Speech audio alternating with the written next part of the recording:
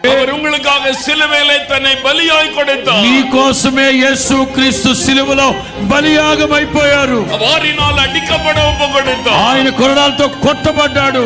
కైகளிலே కాల్களிலே ఆణి అడిక ఒప్పుకొడుతారు. అరచేతుల్లో అరికాళ్ళలో మేకులు దిగ్గొట్టబడ్డాయి. తన్నుடைய రక్తத்தை எல்லாம் சிலுவையிலே சிந்தினார். యేసయ్య రక్తం కలువరి సిలువలో కార్చాడు. உங்களுடைய பாவங்களை மன்னிக்க பாவங்களை சுமந்தார். నీ పాపాలు క్షమించడానికి మన పాపాన్ని భరించాడు ఆయన. உங்களுடைய வியாதியை குணமாக்க உங்களுடைய நோய்களை சுமந்தார். నీ వ్యాధిని బాగుపరచడానికి ఆయన రోగగ్రస్తులుగా మార్చబడ్డాడు. శాపங்களை மாற்றவர் శాపங்களை సిలువలో సుమந்தார். నీ శాపాన్ని తొలగించడానికి శపించబడిన సిలువ మ్రాణి మీద వేలాడాడు ఆయన. యేసు క్రీస్తువిன் రక్తం సకల పాపங்களை నీకి శుద్ధీకరిస్తుంది. యేసు రక్తం ప్రతి పాపము నుండి నిన్ను పవిత్రునిగా కడిగి మార్చునుగాక. యేసువుடைய రక్తం శాపத்தினுடைய வல்லமைகளை அழித்து விடுதலையாக்கும். యేసు రక్తం శాపానికి ఉన్న అధికారాన్ని తొలగించి ఆశీర్వాదాన్ని కలుగు చేయునుగాక. రక్తం పిశాచిన్ వల్లமைகளை అழித்து విడుదలయాக்கும். యేసు క్రీస్తు రక్తం అంధకార శక్తుల నుంచి విడుదల కలుగు చేయునుగాక. அந்த ரத்தம் சிந்தப்பட்டது உங்களுக்காக.